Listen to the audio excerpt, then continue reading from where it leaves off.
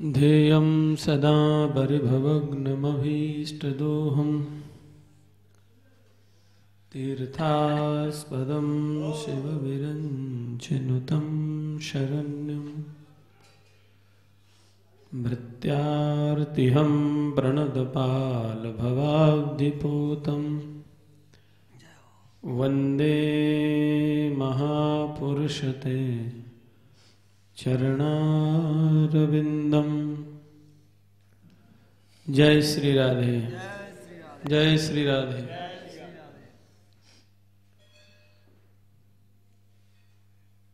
कल चर्चा चल रही थी कि महापुरुष लोग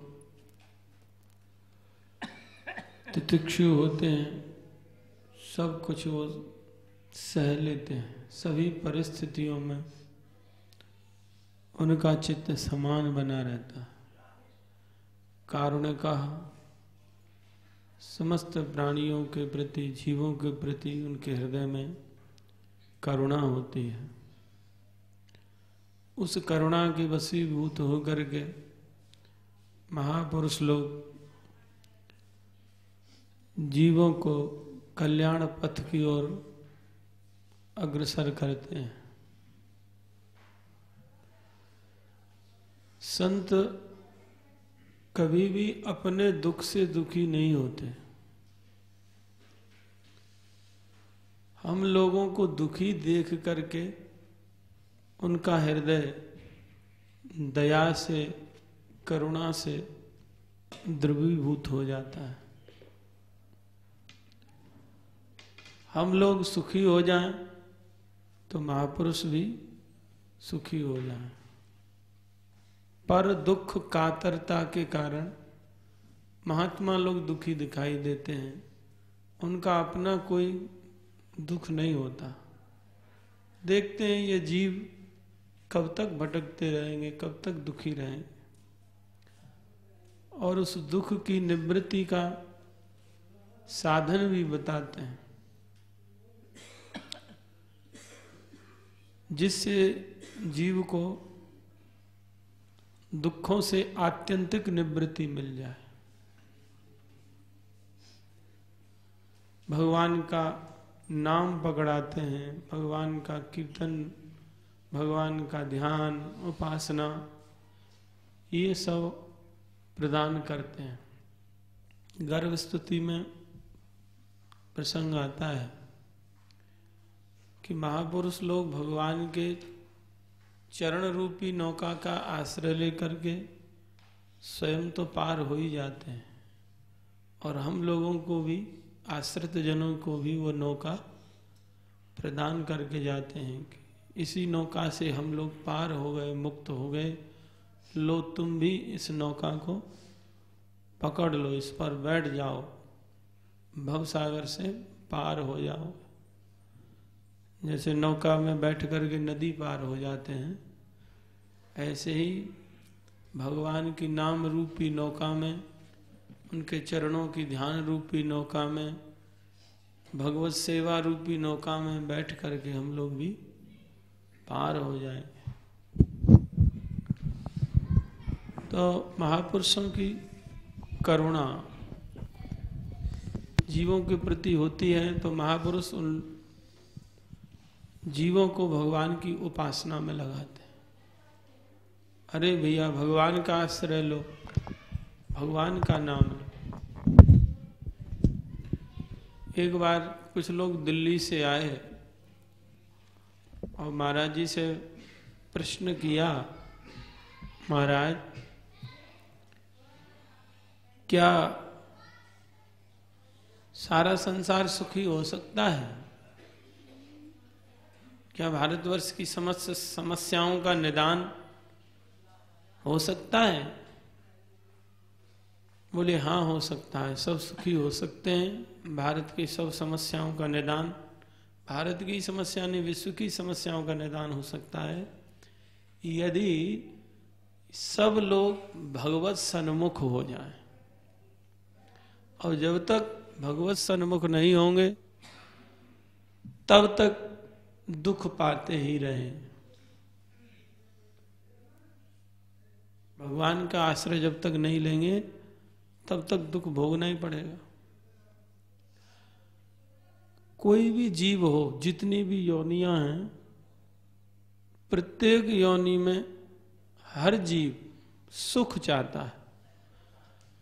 जन्म लेते ही सुख की खोज में दौड़ रहा है कि हमको सुख मिल जाए, हमको शांति मिल जाए।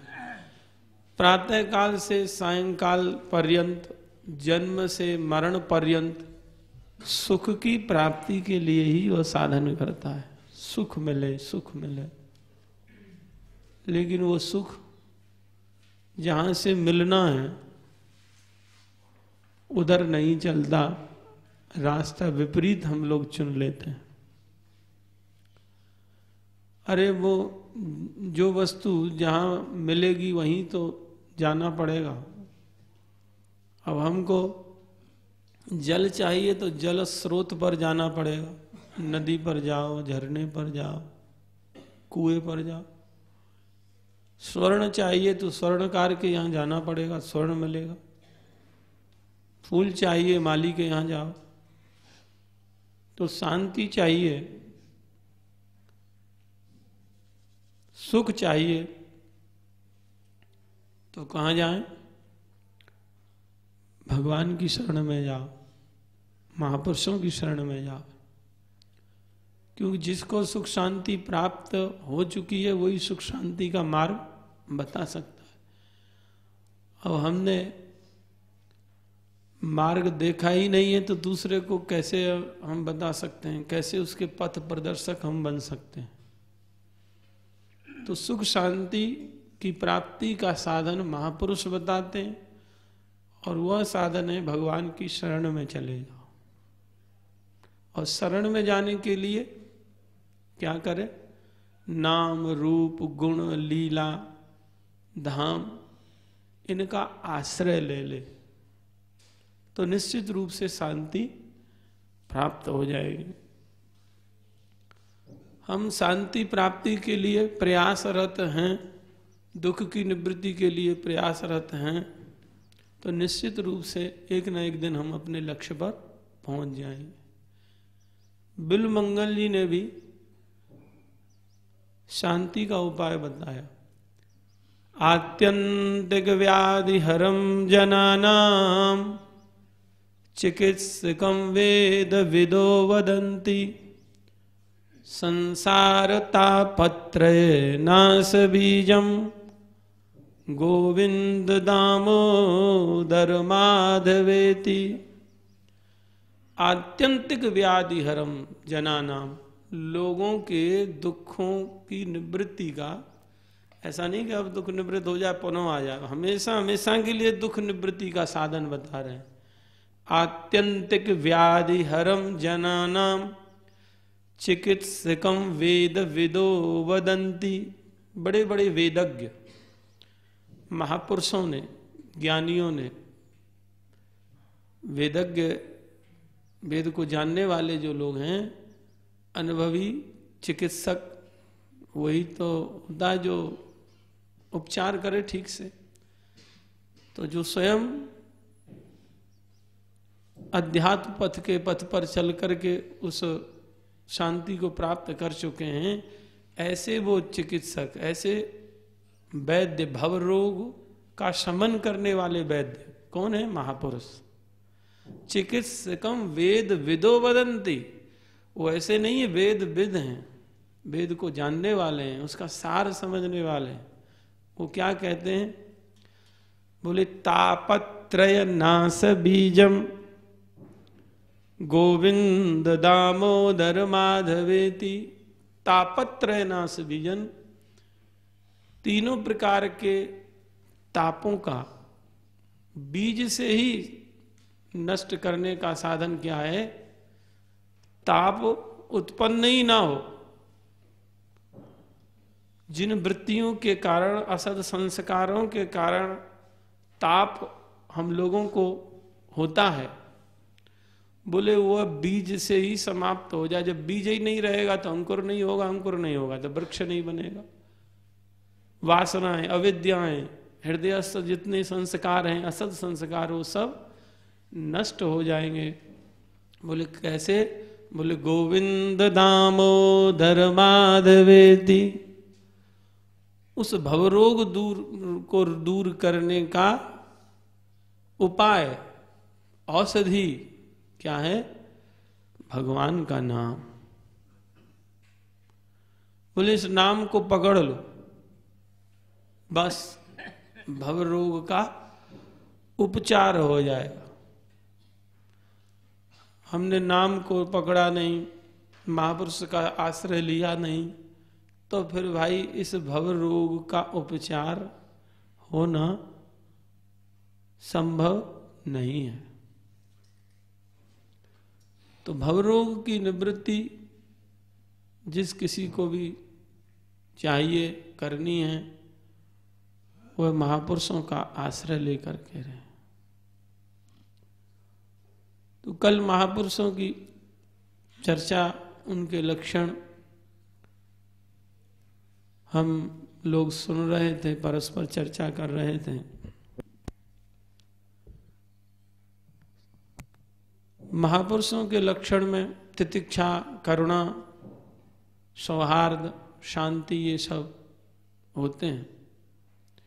और भी गौड़िया आचार्यों ने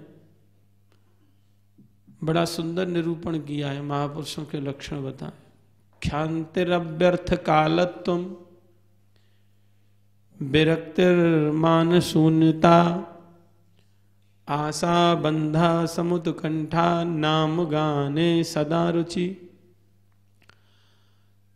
सबसे पहला लक्षण है भक्त का या महापुरुष का, साधक का। बोले शांति, उसके अंदर क्षमा गुण, सहनशीलता होती है। पृथ्वी का भी एक पर्याय है क्षमा, पृथ्वी का एक नाम है क्षमा। क्यों? ये सब कुछ सह लेती है, इसीलिए हम लोग पूजा करते हैं पृथ्वी माँ की। प्रातः काल उठ करके प्रणाम करते हैं। आग जलाओ तो भी सहन कर लेती हैं, खुदाई करो उसको भी सह करती हैं, सहन करती हैं। माता की तरह मलमूत्र त्यागो तो कुछ प्रतिकार करती नहीं है। पृथ्वी का भी नाम क्षमा, इसीलिए पृथ्वी को भगवान प्राप्त हुए, पृथ्वी के पति भगवान है। तो क्षमा गुण ये पहला गुण है साधक का, महापुरुष का। ये गुण उसमें अवश्य होता है। देखो विदुर जी की क्षमाशीलता, सहनशीलता।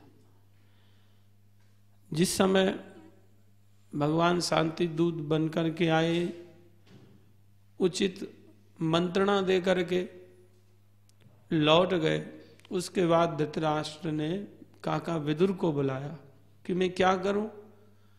बोले मैं क्या करूं, यह बात मुझसे आप पूछ रहे हैं, आपको क्या करना चाहिए ये तो प्रभु आपको ठीक से बता चुके हैं। फिर भी मैं मंत्री हूं आपका, मंत्री होने के नाते आपको आपके हित की, राष्ट्र के हित की मैं बात बताऊंगा कि जिसको तुमने अपना पुत्र मान रखा है ना, ये तो साक्षात मूर्तिमान पाप है। यदि तुम कुल राष्ट्र का कौशल चाहते हो, कुशल चाहते हो, तो इसको त्याग दो। स एष दोषः पुरुषद्विडास्ते ग्रहान प्रविष्टो यमपत्यमत्या। यह भगवद्रोही है जिसको तुम अपना बेटा मान करके पोषणासी कृष्णाद विमुखो, इसका पोषण कर रहे हो भगवद्रोही का। इसीलिए तुम भी भगवत विमुख हो गए हो, भगवान की वाणी नहीं सुन रहे हो, भगवान की मंत्रणा पर ध्यान नहीं दे रहे हो, और गतश्री, श्रीहीन हो गए। भगवत विमुख का किसी भी प्रकार से सहयोग करना, अनुमोदन करना, यह श्रीहीन होने का रास्ता है। सब पुण्य उसका नष्ट हो जाता है। यश नष्ट हो जाता है। लेकिन वो आसक्ति के कारण दुर्योधन की हाँ में लाता है, उसको अधर्म से विरत करता भी नहीं और स्वयं भी उसकी इच्छा नहीं हो रही। तो पुष्णासी कृष्णाद विमुखो गतस्त्रिय त्यजस्वास शैवम कुल कौशलाय। यदि कुल का मंगल, राष्ट्र का मंगल चाहते हो तो आसु मन शीघ्र ही इसका त्याग कर। ये बात चांडाल, चौकड़ी, दुर्योधन, शकुनी, कर्ण, दुशासन सुन रहे थे। उनके ओठ फड़कने लग गए, क्रोध में आ गया दुर्योधन और बोला कायेनम अत्रोपजिह्वाव जिम्मम दास्यः सुतम यदि बलने वो पुष्टा। बोले अरे इस जिम्म कुटिल दासी पुत्र को यहां किसने बुलाया? जिसका यह अन्न खाता है उसी के विपरीत आचरण करता है, शत्रुओं के पक्ष की बात करता है। इसके प्राण तो मत लो, इसको यहां से निकाल दो। तस्मिन् प्रतीप परिकृत्य आस्ते निर्वास्यताम आसु पुरत सुशाना। इसको नगर से बाहर निकाल दो। दासी पुत्र कह करके, कुटिल कह करके अपमानित किया बाक बाणों से। वहां धृतराष्ट्र भी है, दुर्योधन के काका लगते हैं, लेकिन बुद्धि तो उसकी नष्ट हो चुकी है। जिसकी बुद्धि नष्ट हो जाती है फिर कौन बड़ा, कौन सम्माननीय है, कौन पूज्य है, ये सब ध्यान वो नहीं रखता। तमसा छन्न हो जाती है उसकी बुद्धि। सब कुछ सुन लिए लेकिन उनके चेहरा पर अपमान की कोई रेखा भी दिखाई नहीं दे रही है। प्रसन्नता से भगवान की माया समझ करके मुस्कुराते हुए उन कटु वचनों को सुन लिए। स इत्थम उल्बण कर्ण बाणे भ्रातु पुरो मर्म सुताड़ितो अपि।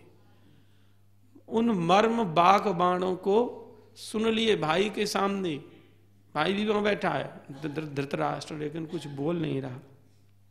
स्वयं धनुर्द्वार निधाय मायाम गतव्यथो अयात उरुमान याना। कोई व्यथा नहीं हुई उनके हृदय में तनिक भी, और धनुष को, मंत्री पद के मुकुट को द्वार पर रख करके चले गए। यह है क्षमा गुण। महापुरुष लोग किसी भी परिस्थिति में अपने स्वरूप को नहीं छोड़ते। क्षमा आदि गुण उनके स्वरूप में सहज उनका स्वभाव।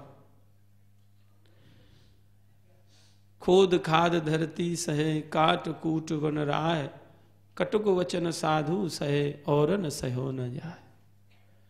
कटु वचनों को तो कोई साधु ही सह सकता है। हम लोग तो तत्क्षण उल्टा सुल्टा बोलने लग जाते हैं। एक श्री संप्रदाय में वेंकट स्वामी हुए हैं। ये बड़े विद्वान थे,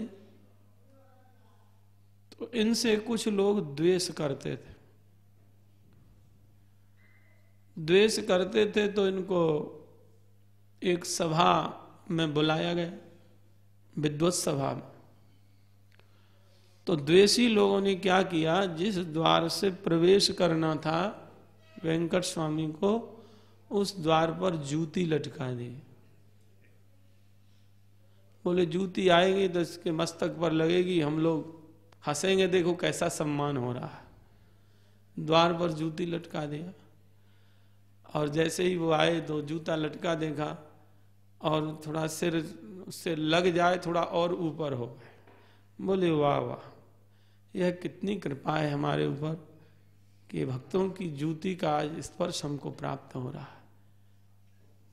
केचित ज्ञानावलंबका केचित कर्मावलंबका वयम तु हरिदासानाम पादत्राण अवलंबका।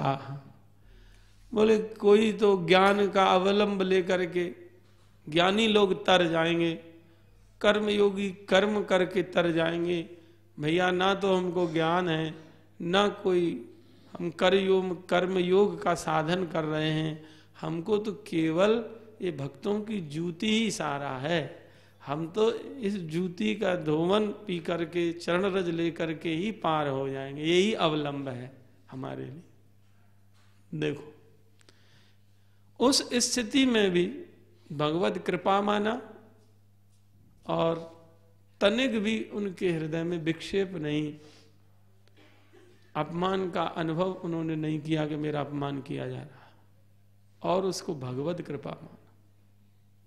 तो इसको कहते हैं क्षमा। क्षमा माने शांति, शांति माने क्षमा, सहनशीलता सरल भाषा में। ये महापुरुषों का पहला लक्षण है, शांति। भक्त का भी गुण है। हम लोग जहां हमारी आसक्ति है वहां अपमान सह लेते हैं, उनको क्षमा कर देते हैं। कोई बच्चा अपराध कर देता है उसको क्षमा कर देंगे, पत्नी को क्षमा कर देंगे, पति ने कुछ कह दिया वहां भी वो सह लेंगे।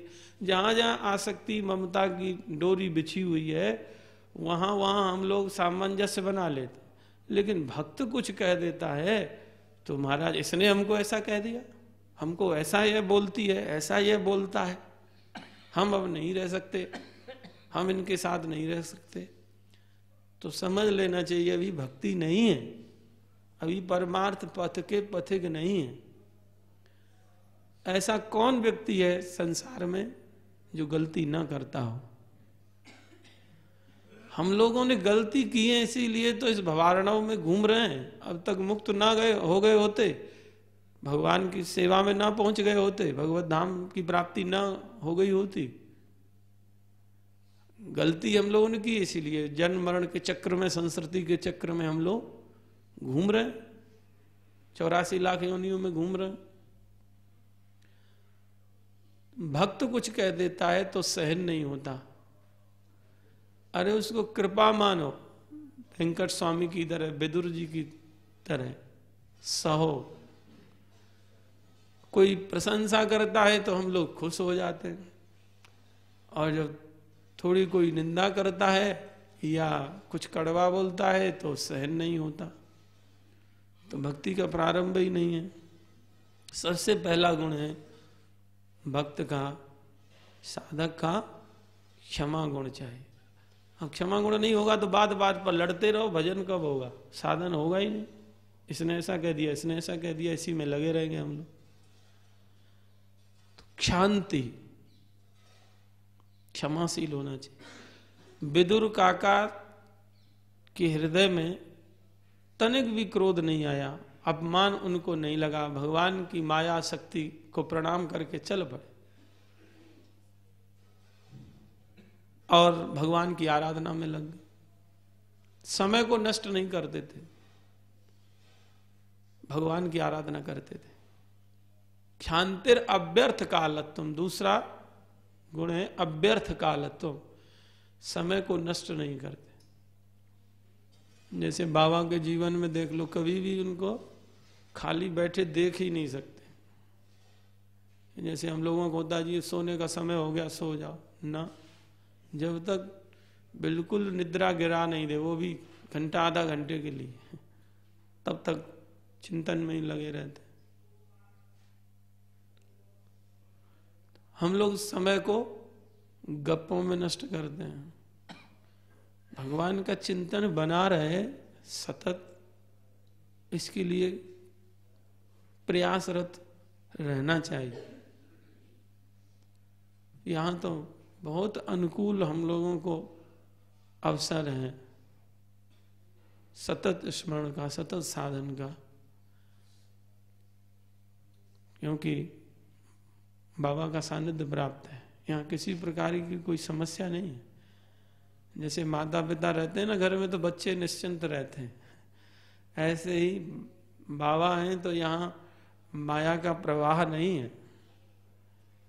बाहर घूमते हैं तो नाम सुनने को भी नहीं मिलता है बाहर, यहाँ कृपा है। कलयुग कलयुग सब लोग कहते हैं भाई कलयुग में साधन नहीं होगा, नहीं होगा, बात ठीक है। महात्मा बड़ा सुंदर समाधान किए, बोले ठीक है, रात्रि है, अंधकार है, रात्रि में अंधकार रहता ही है, किंतु जहां 1000 वाट का बल्ब लगा हुआ है वहां अंधकार का प्रभाव कहाँ है? वहां तो प्रकाश है। ऐसे ही जहां महापुरुष हैं, जहां भगवान की आराधना है, वहां कलयुग का प्रभाव नहीं होता है। कभी आता भी अवसर पा करके तो भागने में देर नहीं लगती, क्योंकि कायर तुरंत भागता है। वो तो आलसी प्रमादी लोगों के ऊपर ही आक्रमण करता है कलयुग। जो सतत साधन परायण हैं, सत्व में स्थित हैं, महापुरुषों के चरण सानिध्य में हैं, उनके अनुगत्य में हैं, वहां पर कली का प्रभाव नहीं होगा। तो हम लोग कली के प्रभाव से सुरक्षित हैं, कवच में हैं, और जो सुरक्षा घेरे में, किले में है, वो आनंद से साधन कर सकता है। जीवन भर मनुष्य को महापुरुषों के आनंद सानिध्य में ही रहना चाहिए, तो माया का प्रवाह उनको नहीं बहाएगा। एक बार बाबा सुनाए थे, भर्तृहरि जी के भांजे थे गोपीनाथ जी, इनकी मां का नाम था मैनावती। इनको जब वैराग्य हुआ तो ये अपनी मां से आज्ञा लेने के लिए गए, मां मेरे को आज्ञा दो, मैं गुरु चरणों में जा रहा हूं, आराधना करूंगा उनके सानिध्य में। तो मां ने कहा बेटा ठीक है जाओ। मां ऊपर खड़ी थी, विरक्त वेश में उनको देख करके दीक्षा लेकर के ही पहुंचे थे। गुरुजी ने कहा था कि मां से आज्ञा लेकर के जाना, विरक्त वेश तो तुमको ने दे दिया। गए तो मां ने ऊपर से देखा विरक्त साधु वेश में नाम जपते हुए, तो मां के नेत्रों से झरझर अश्रु बहने लगे। वो अश्रु उनके ऊपर भी गिरे। ऊपर देखा ताक के तो मां खड़ी है, मां के नेत्रों से अश्रु गिर रहे हैं। तो मां क्यों रोती हो? बोले बेटा ये मेरे दुख के आंसू नहीं हैं, ये प्रसन्नता के अश्रु हैं कि आज मेरा पुत्र भगवान की शरण में चला गया, भगवान की आराधना के लिए जा रहा है, मैं प्रसन्न हूं। किंतु बेटा 3 बातें मैं तुमको बताती हूं, इनका पालन करना जीवन भर। बोले कौन कौन सी? बोले बेटा किले में रहना और सुस्वादु 56 भोग आरोगना, और तीसरा बताया फूलों की सैया पर सोना। बोले मां मैं जंगल में जाऊंगा, वहां आराधना करूंगा, वहां किला कहां, वहां 56 भोग कहां, वहां फूलों की सैया कहां, ये तीनों मुझको कहां मिलेंगे? वहां मैं समझा नहीं आपके आशय को, आप क्या कहना चाहते हैं? बोले बेटा किले में रहने का तात्पर्य है कि हमेशा महापुरुष के सानिध्य में रहना। दूसरा संयम के किले में रहना, ब्रह्मचर्य से रहना। जिनके जीवन में सदाचार नहीं होता उनका मन स्थिर नहीं होता, चांचल्य दोष रहता है, और वो चंचलता भगवान में, आराधना में विक्षेप पैदा करती है। इसलिए सदाचार की आवश्यकता पड़ती है साधक को। सदाचार नहीं है तो साधन में आगे नहीं बढ़ पाएंगे। तो किले में रहना, संयम का किला। दूसरा मुख्य किला महापुरुषों के सानिध्य में रहना, मनी राम जो कहें वो मत करना, ये किले में रहना। दूसरा बोले मां 56 भोग सुस्वादु भोजन करना, यह नहीं समझा। बोले बेटा इसके भी 2 तात्पर्य हैं। बोले संतों की झूठन खाना प्रसादी, और जब खूब भूख लगे तब पाना, यह नहीं कि चलो टाइम हो गया पालो भोजन। हित भुक, मित भुक, रित भुक, इन तीनों का ध्यान रखना चाहिए साधक को। हम ज्यादा खा लेंगे तो निद्रा आएगी, साधन क्या होगा? खूब भूख नहीं लगी और पहले ही खा लिए तो अजीर्ण आदि विकार शरीर में होने लगेंगे, मन विक्षिप्त हो जाए। तो यह ध्यान रखना, खूब भूख लगे तब पाना, भगवत प्रसाद और गुरुजनों का शीत प्रसाद लेना। यह सुस्वादु भोजन करने, 56 भोग पाना। वह सूखी रोटी भी उस समय जब भूख का वेग होगा, तेज क्षुधा होगी, तो वो सूखी रोटी 56 भोग से भी अच्छी लगेंगी। और तीसरा साधन बताया गोपीनाथ जी की माता ने कि फूलों की सैया पर सोना। बोले जब खूब निद्रा अपने आप गिरा दे, ये नहीं चलो सोने का टाइम हो गया, तो फितूल चिंतन शुरू हो जाएगा। जब बिल्कुल गिर जाए, हाँ गिरा दिया, तब सोना। इतना साधन में तत्पर रहना कि ये नहीं कि भोजन का समय हो गया, कि अब ब्यारू का समय हो गया, कि अब सोने का समय हो गया, अब खाने का समय हो गया, बस उसी समय में लगे रहेंगे। अरे वो समय जब भूख लगेगी तब अपने आप याद आएगी। हम पहले से याद करते हैं कि साधन में मन नहीं। तो ये साधक को 3 सावधानियां रखनी चाहिए। अव्यर्थ कालत्वम, अयातयाम साधन महापुरुषों के सानिध्य में सहज में चलता रहता है। यातयाम और अयातयाम। यातयाम माने व्यर्थ में समय नष्ट होता है, और अयातयाम माने भगवत आराधना में, भगवत चिंतन में समय जाता है। जैसे हम लोगों का परम सौभाग्य है, यहाँ साधना आराधना चलती ही रहती है 24 घंटे। सहज में भजन हो रहा है, सहज में हम यहां कवच में सुरक्षित हैं। तो क्षांतिर अव्यर्थ कालत्वम, भक्त समय को नष्ट नहीं करता। अगर नष्ट कर रहे हैं समय को, तो समय हमको नष्ट कर देगा। साधक नहीं है अभी हम।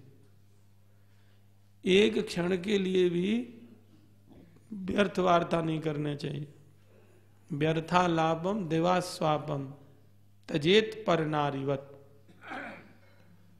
साधक को दिन में सोना और व्यर्थालाप करना परस्त्री के समान त्याग देना चाहिए। क्षांतिर अव्यर्थ कालत्वम विरक्ति। विरक्ति का मतलब ये नहीं कि सब कुछ आग लगा दो, कपड़े भी नहीं पहनेंगे, कि अब भोजन भी नहीं करेंगे। कभी कभी आवेश में, भावना के वेग में उत्कट वैराग्य लोग कर बैठते हैं, और उस वैराग्य के चक्कर में कई बार अस्वस्थ हो जाते हैं और साधन भी नहीं कर पाते।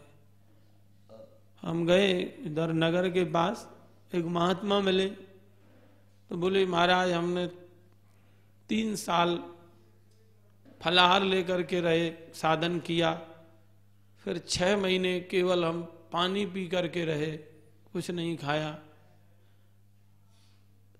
तो हमारा जो है किडनी खराब हो गया है और दर्द पीड़ा के मारे परेशान, उपचार कराते घूम रहे हैं, उपचार नहीं हो रहा है। तो ऐसा भी गधा वैराग भी ठीक नहीं है। कलयुगी शरीर है, इसका मतलब ये नहीं कि हम लोग सुविधावादी हो जाए, लेकिन अपनी सामर्थ्य देख करके और भजन में बाधा ना हो ऐसा साधन अपनाना चाहिए। विरक्ति तो हृदय का विषय है, वैराग्य।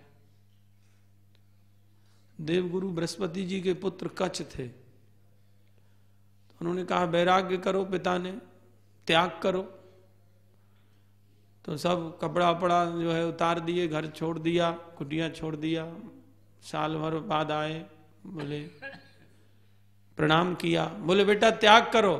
बोले पिताजी सब कुछ तो छोड़ दिया, मेरे पास कपड़ा भी नहीं है, घर छोड़ दिया, माता पिता सबको छोड़ दिया। बोले नहीं त्याग करो। तो फिर जंगल में गए, भोजन छोड़ दिया, शरीर सूखने लग गया। साल भर बाद आए, पिता ने देखा बेटा त्याग करो, फिर लौट गए, पानी पीना ही छोड़ दिया, वायु पी करके रहने लगे। फिर आए, फिर प्रणाम किया, बोले बेटा त्याग करो। बोले पिताजी अब क्या, मैं शरीर को ही छोड़ देता हूं, त्याग ही नहीं हुआ, सब कुछ तो मैं छोड़ दिया। बोले बेटा नहीं, अहमता का त्याग करो। अहमता का त्याग नहीं हुआ, बाह्य त्याग से क्या लाभ होगा। अहमता का त्याग, ममता का त्याग, विकारों का त्याग है, इनका त्याग करो। अपने शत्रुओं का त्याग करो। प्रहलाद जी ने कहा ना, पिताजी भगवान को तुम शत्रु मानते हो और 6 शत्रु तुम्हारे भीतर ही बैठे, इनको तो जीता नहीं, भगवान को जीतने की बात करते हो। 6 शत्रु, काम, क्रोध, 2 काका, 3 मामा, मद, मोह, मात्सर, 1 लाला, लोभ, इन 6 को जीतो, या 5 इंद्रियों को, 1 मन को जीतो, तब तुम जो है दिग्विजयी बनोगे। लेकिन हम लोग पड़ोसी को शत्रु समझते हैं, अपने जो शत्रु बैठे उनको छोड़ते नहीं, उन पर विजय प्राप्त करते नहीं। तो वैराग्य ठीक है, तितिक्षा आदि करते हैं, अच्छी बात है, लेकिन वैराग्य तो संसार की आसक्ति, राग समाप्त तो है जाए और भगवान में राग है जाए, यही वास्तविक वैराग है। और सब कछु छोड़ दिए, भगवत चिंतन है नहीं, भगवान में अनुराग हुआ नहीं, तो सब वैराग बैराग ही है, बैर और आग मां फिर ना मिले वो कछु। महात्मा भी घूम रहे सुबह, तो हम कह रहे भैया ठंड लग जाएगी तो जपऊ बंद है जाए, वो कछु चद्दर पद्दर पहन लो, कुछ समझ में आई, शायद पहन रही हो। तो क्षांतिर अव्यर्थ कालत्म विरक्ति, मान शून्यता, विरक्ति इनके विदुर जी के जीवन में। जंगल में जब चले गए तो कैसे जीवन व्यतीत किया इन्होंने। गाम पर्यटन मेध्य विविक्त वृत्ति, सदा प्लुतो अधा शयनो, अवधूत अलक्षिता, स्वेर अवधूत वेशो, व्रतानि चेरे हरितोषणानि। अवधूत वेश धारण कर लिया और स्वच्छंद विचरण करते थे पृथ्वी पर। स्वेर अवधूत वेश से तात्पर्य असंस्कृत वेश, यानी बहुत सजाते नहीं थे शरीर को, बस शरीर ढक लिया, बस कोई पहचान ना ले। शरीर को सजाना, देहाध्यास को बढ़ाना, सहजता में बस निर्वाह हो जाए, बस उतना ही हम लोगों को साधन करना चाहिए। तो विदुर काका अवधूत वेश धारण कर लिए और पवित्र भोजन करते,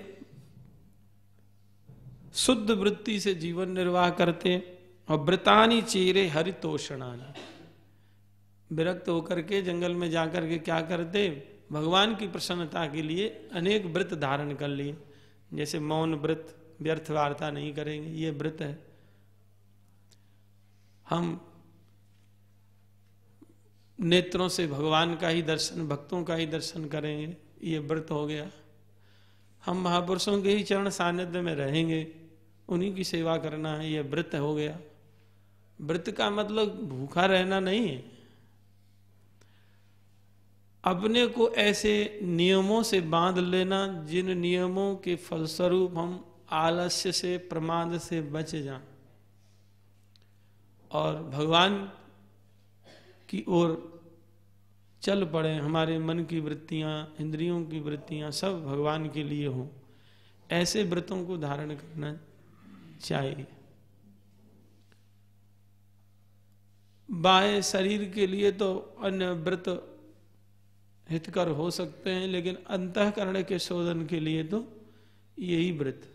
न नाम सदृशम व्रतम, नाम लेने का व्रत, नाम को नहीं छोड़ेंगे, इससे बड़ा कोई व्रत नहीं है। न नाम सदृशम तपः, नाम सतत हम जपेंगे, कीर्तन करेंगे, बोले इससे बड़ा कोई तप नहीं। सेवा करेंगे भगवान की, भगवान के भक्तों की, बोले ये इससे बड़ा कोई तप नहीं। तो ये व्रत धारण करना चाहिए। विरक्त होकर के व्रतों को नहीं छोड़ा विदुर जी ने, व्रतों को और धारण किया। किस लिए व्रत धारण किए? बोले व्रतानि चेरे हरितोषणा, भगवान की प्रसन्नता के लिए, भगवान में प्रीति करने के लिए व्रतों को धारण किया। और महापुरुषों का वैराग्य देखिए, अपने बाबा महाराज का ही, अपने मां के इकलौते बेटा, वो भी विधवा मां, अकेले, और बाल अवस्था में ही सर्वस्व त्याग करके तृणवत छोड़ करके चले आए ठाकुर जी के लिए। हम लोगों के लिए ठाकुर जी के लिए क्या है? हम लोगों पर कृपा करने के लिए बाबा तीर्थराज प्रयाग से चल करके और ठाकुर जी के घर में आ गए, श्री राधा रानी के धाम में हम लोगों पर कृपा करने के लिए। कोई भी प्रलोभन उनको रोक नहीं सका, बांध नहीं सका। वैराग्य, और ये तो साधन अब हुए हैं प्रचार आदि के लिए। विरक्त रहने से, सखी चरण बाबा से पूछना, बताते हैं फूस का गद्दा ओढ़ के, सर्दियों में भी घास का बना करके गद्दा, उसी को ओढ़ लेते, उसी को बिछा लेते। ऐसी रहनी से रहे, ये महापुरुषों का लक्षण। विरक्ति, हम लोग तो 10 रुपया नहीं छोड़ पाते हैं, हम में विरक्ति कहाँ? क्षांतिर अव्यर्थ कालत्वम विरक्तिर मान शून्यता, अमान ना मान देना कीर्तनी सदा हरे, तृणादपि सुनीचेग तरोरपि सहिष्णुना। तृण से भी छोटा अपने को माने। तृण से छोटा मानने के तात्पर्य, तृण तो वायु आदि का संयोग पा करके किसी की आंख को पीड़ा दे सकता है, लेकिन महात्मा किसी को पीड़ा नहीं दे सकता, उससे भी छोटा। घास पर पैर रखो तुरंत दब जाती है, चले जाओ फिर धीरे धीरे वो अपने स्वरूप में स्थित हो जाएगी। कोई भी कुछ भी कह गया, अपने को छोटा भी, हम बड़े हैं ही नहीं। तरोरपि सहिष्णुना, वृक्ष की तरह सहिष्णु, शीत गर्मी सबको वृक्ष सहता है, पाला आदि को सबको सहता है। ये मान शून्यता, दूसरों को मान देना और स्वयं मान न चाहना। हम लोग क्या करते हैं, दूसरे से मान की इच्छा तो करते हैं, लेकिन हम दूसरों को मान नहीं देते। जो दूसरों को मान नहीं देता और स्वयं मान की इच्छा करता, उसको सम्मान नहीं मिलता। तुम दूसरों का सम्मान करने लग जाओ, तुम्हारा सम्मान होने लग जाएगा। तुम दूसरों का हित करो, तुम्हारा हित भगवान करेंगे। तुम दूसरों को क्षमा करो, भगवान तुमको क्षमा कर देंगे। तुम भक्तों का गाथा गाओ, चरित्र गाओ, भगवान का नाम गाओ, भगवान की कथा गाओ, लोग तुम्हारी कथा गाने लग जाएंगे, तुम्हारा नाम लेने लग जाएंगे। लोग नाम के लिए कहते हैं ना, हमारा नाम हो जाए। कितने राजा हुए कोई नाम नहीं जानता, लेकिन महापुरुषों का नाम, क्योंकि उन्होंने भगवान का नाम गाया, भक्तों का नाम गाया। तो तुलसीदास जी को कौन नहीं जानता, और कौन उनको भूल सकता है? कौन कबीरदास को भूल सकता है? कौन कुंभन दास सूरदास को भूल सकता है? कौन बल्लभाचार्य जी, विठलनाथ जी को भूल सकता है? क्योंकि इन्होंने भगवान का नाम लिया, भगवान के लिए सर्वस्व समर्पित कर दिया। तो अमान ना मान देना कीर्तनीय सदा हरि, दूसरों को मान देते हुए स्वयं अमानी होकर के साधक को रहना चाहिए। क्षांतिर अव्यर्थ कालत्वम विरक्तिर मान शून्यता, बिल्कुल मान की इच्छा नहीं रहे। अरे हमको तो ऐसा कहा ही नहीं, हम क्यों वहां बैठे, क्यों जाएं, हमारा तो कोई वहां सम्मान ही नहीं है। ये सब अहंकार के ही शाखा प्रशाखा हैं। शोक हर्ष भय क्रोध मोह लोभ स्प्रियादय अहंकार से दृश्यन्ते जन्म मृत्युस्य नात्मना। जन्म मृत्यु भी अहम के कारण ही होता है। तो हम जब भक्तों का सम्मान करेंगे तो सहज में अहंकार से भी निवृत्ति मिल जाएगी। अहंकार रूपी सर्प हमारा जो है बढ़ता रहता है। सदेन वर्धमानेन मन्युना, जो जो शरीर बढ़ता है, आयु बढ़ती है, तो ये अहंकार बढ़ता है। बोले ये नष्ट कैसे होगा? बोले इसके लिए भी यही साधन है, महापुरुषों का अनुगत्य स्वीकार करो, भक्तों की सेवा करो, अहंकार बहुत जल्दी नष्ट हो जाएगा। सेवा करने से जितनी जल्दी अहमता का नाश होता है उतना अन्य साधनों से नहीं होता, ऐसा शास्त्रों में महापुरुषों ने कहा है। तो हम सब लोग प्रयास तो कर ही सकते हैं, ये गुण नहीं है तो सबको प्रयासरत होना चाहिए कि क्षमा गुण आ जाए, समय नष्ट ना हो, मान शून्य हो, दूसरों को सम्मान दें।